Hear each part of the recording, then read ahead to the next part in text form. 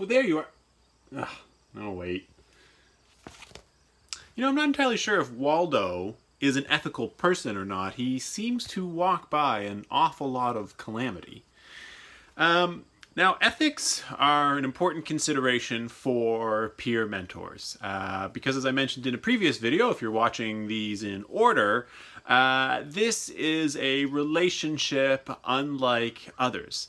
There are special considerations that come into play because of the nature of the relationship, right? Because it's not entirely even. You are going to be in a bit of a privileged position because of the nature of the relationship, right? They're coming to you for help, for questions. They may be in a vulnerable state when they come to you. And so because of those reasons, and also because you represent your faculty, and maybe more broadly, you could be said to represent UNB, there are other kinds of things that we want to be thinking about in terms of how we conduct ourselves with respect to other students. And some of the things that I want to talk about here are going to be things that may come up, may not come up, but they're all good to know about. There are a list of what we're going to call ethical principles that are going to guide you. Because the thing about ethics is that we can't always give you a list of clear-cut rules because all situations are going to be different. So it's going to be up to you in collaboration with the other peer mentors, in collaboration with the faculty and staff that you're going to be working with for your peer mentoring programs, to sometimes have to think about and evaluate some of these situations together. And there's going to be a document that's going to list out all of these 9 principles, but I'll just briefly list them here. The first is beneficence. Fancy word, right? Beneficence, but it really means that you are there to promote the mentee's best interests whenever possible.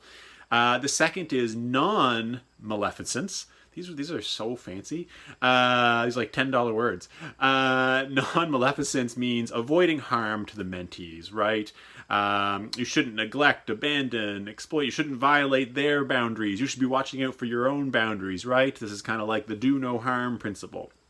But less fancy words are things like autonomy, right? It's not there to always be doing for the mentees. A part of what you're going to be doing is fostering the development and growth of the mentees.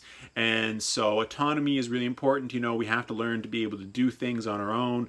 These first year students are in a very different world in terms of how much responsibility they have coming if they're coming from grade 12, that's a very different kind of world in terms of how their time is structured and the expectations on them. And so they may need some help developing into this changing environment and changing demands. Fidelity, keeping promises, maintaining trust. Justice. Justice and equitable treatment for all is a really important concept. It's something that we want to be promoting in our day-to-day interactions, in our broader life as well. Transparency is also really important. Transparency, we're at number 6 here, transparency. You're going to be encouraging transparency, open communication regarding expectations, especially, right? Understanding the nature of this relationship, ensuring that you both understand it the same way. Boundaries, we've got a whole other video on boundaries. Okay, we got two left. Number 8, privacy. Confidentiality. It's really important that you maintain a space where the mentee is able to tell you about things that maybe they don't want shared widely. That's a possibility.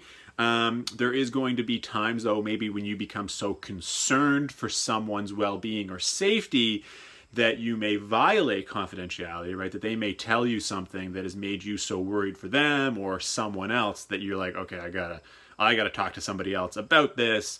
That's going to be a different situation. And then, lastly is competence. is making sure that, you know, you've got the right training, the right skills, which you'll gain through this training. But, you know, making sure that you're competent in terms of where you are with your own health and well-being and disposition at any given moment, and making sure that you're able to act in a really good way with your mentor. A few last things, just sort of like scenarios that might come up. One is going to be attraction and repulsion, right? It's totally normal. We meet other people. We may become physically attracted to them. That's a thing that happens. And when that happens in the context of a mentor-mentee relationship, right? You know, it's likely that because you're in this privileged position, you're going to want to be really careful about, let's say, dating your mentees, right? If this situation comes up where you find yourself physically attracted, you're like, oh, I might try to ask this person out. Don't do that without talking with, you know, the faculty or staff that you're working with in your peer mentoring programs. You know, you want to make sure you do that in a way that is transparent, because maybe it's not always appropriate. Maybe there are some situations where it can potentially be appropriate. You know, it's something that we have to talk through.